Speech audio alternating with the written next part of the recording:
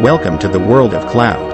I am a certified Oracle Cloud Architect and will walk you through the steps to become a certified cloud expert and provide you with the knowledge and resources you need to succeed. Are you ready to take your career to new heights? Let's get started. Question 1. Your team is using a JavaScript library function within an Oracle Integration Cloud (OIC) integration flow. Because of business requirements, one of the functions needs to be updated with additional code to incorporate new logic. Which consideration regarding JavaScript library functions is not valid? A. Network, disk, or thread access is not supported from within a JavaScript function. B. JavaScript functions are not allowed to make outbound calls to external services. C. Active integrations using a function that has been updated must be reactivated. D. The JavaScript action has a timeout threshold of 60 seconds. Answer is D. That is, the JavaScript action has a timeout threshold of 60 seconds. Question 2. You have built an integration that includes an ERP Cloud Adapter connection. After the development has been completed, there is now a requirement to include newly added custom objects and custom attributes as part of the mappings. Which the most efficient way to handle this requirement?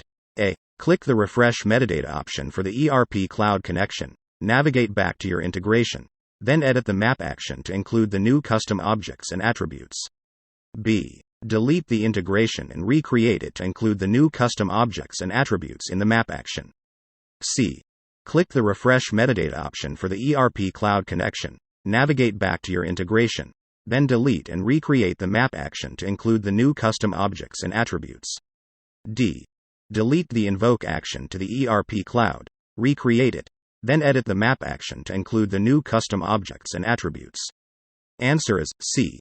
That is, click the Refresh Metadata option for the ERP Cloud connection, navigate back to your integration, then delete and recreate the map action to include the new custom objects and attributes. Question 3. Which are valid considerations when leveraging the Oracle Integration Cloud (OIC) connectivity agent for high availability on-premise environments? Select any of the two options. A. You cannot have more than 2 agent instances per agent group. Attempting to include a third agent instance in the same group during installation results in an error. B. You need to have the OIC service deployer role permissions to download and install the OIC on-premise connectivity agent. C. Each host on which the agent is installed must be configured on separate subnets and assigned to the same OIC agent group. D. File adapter is not supported in high availability environments. When using file adapter, and if some groups have multiple instances, use a dedicated agent group, with one agent only. E. You should install the connectivity agents on the same host as the target application, and then specify different agent group identifiers for each agent during its installation. Answer is A and E. Question 4. Which statement regarding tracing options for Oracle Integration Cloud (OIC) integrations is not valid? A. You can enable or disable tracing on activated integrations without reactivating them.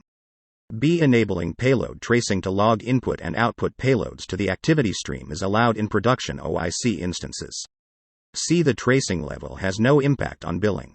D. When global tracing is turned off, you can override by enabling tracing at the individual integration level on the integrations page.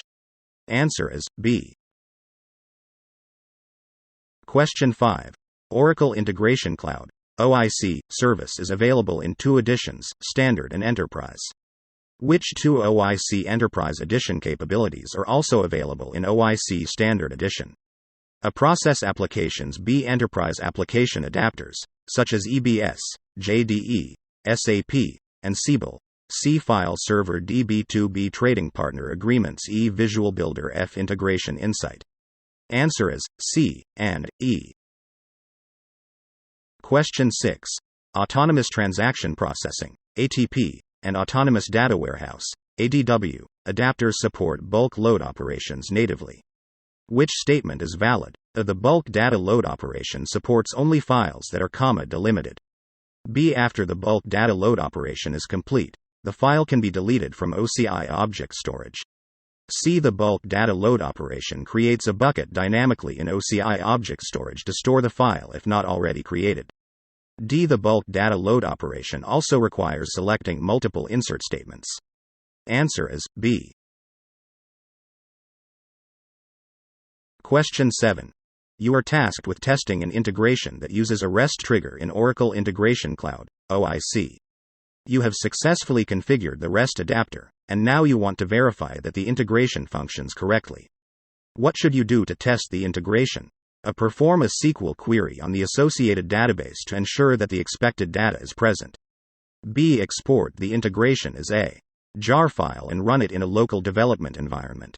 C. Use the Test button in the Integration Designer to create a request, validate the response, and review the execution logs. D. Manually trigger the integration by sending an email to a specified email address with the required REST parameters. Answer is C. Question 8. You can recover unsaved changes in an Oracle Integration Cloud, OIC integration that crashes during design time because of a browser crash, loss of network connectivity, or a server going down. Which statement is not true about the unsaved changes feature in OIC? A changes made while editing a connections page cannot be recovered. B. A user with the service administrator role can recover the unsaved changes. C. A user with the service administrator role can unlock an integration that has unsaved changes. D. Changes made while working inside DataMapper cannot be recovered. E. A backup copy is created after each completed task, therefore there is no time limit to logging back in and recovering your changes. Answer is C. Question 9. Which action cannot be performed from the Oracle Integration Cloud, OIC, monitoring dashboard? A. Download OIC lookups. B. View current email count. C. View design time metrics. D. View connectivity agent group status. E. Download design time audit records. Answer is A. Question 10. The Oracle Integration Cloud, OIC, Integration Design Editor provides a DataMapper UI tool that is available for actions. Which statements are true regarding the use of the Mapper tool? Select 2. A. You cannot drag and drop an XSLT flow control statement directly to a target node element. B. You cannot drag and drop an XPath function activity directly to a target node element. C. You cannot drag and drop a source data element to a target node element that is already mapped. D. You can drag and drop a source data element to multiple target node elements. Answer is A and C.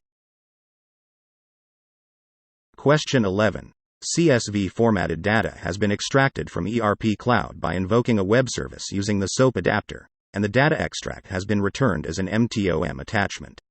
You now need to send this CSV file to an external REST API that supports accepting this content as a base64 encoded string. Which XPath mapper function should be used to map the SOAP MTOM attachment to the base64 element present in the target REST API payload? A. Decode base64 to reference.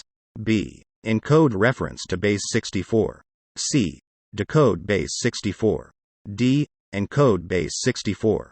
Answer is D. Kindly subscribe, like and share Oracle Cloud Tech Talks for more videos. See you soon.